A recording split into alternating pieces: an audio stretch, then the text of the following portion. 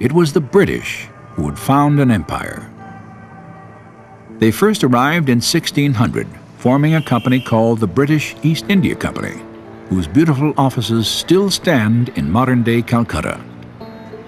Within 200 years, the British had conquered the entire continent through both treaties and warfare, and they would stay in control until 1947. The British Empire has left behind distinctive reminders of their rule, from north to south.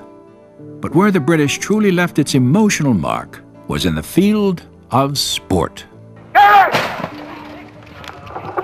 Indians love a good spectacle, and if in the course of the spectacle there can be some competition, the more the merrier.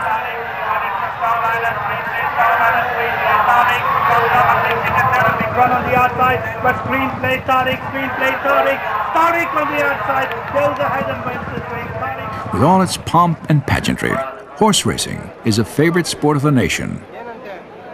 Almost every city in India has its own track. But for most Indians, the greatest pastime is another British legacy, the sport of cricket. It is played almost everywhere by children and adults of all ages.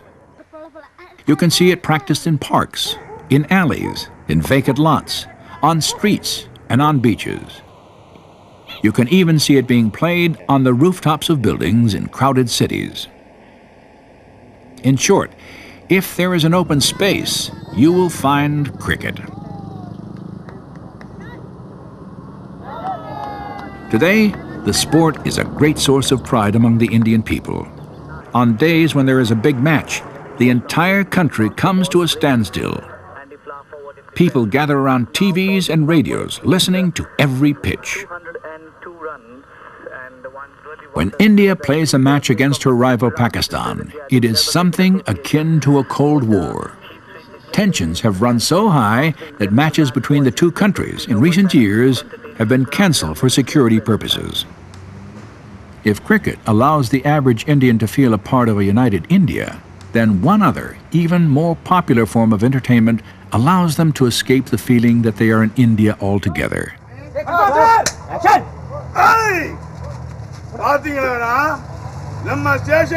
It's been said that all of India is a theater. The films themselves are just a corny remake. It's probably fair to say that all Indians are born actors, and the worst ones are in the movies.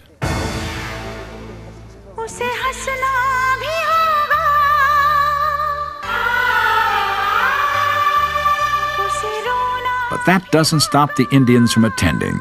11 million film-goers a day line up to see their favorite heroes and heroines on the silver screen. India produces over 800 new films a year, 3 times more than Hollywood. Bombay is such a large center of film production, it has been renamed Bollywood by the charmed Indian public. Running 3 to 4 hours, Indian movies are called masala films after masala curry, the Indian spice, which contains a little pinch of everything. To Westerners, many Indian films seem corny and predictable.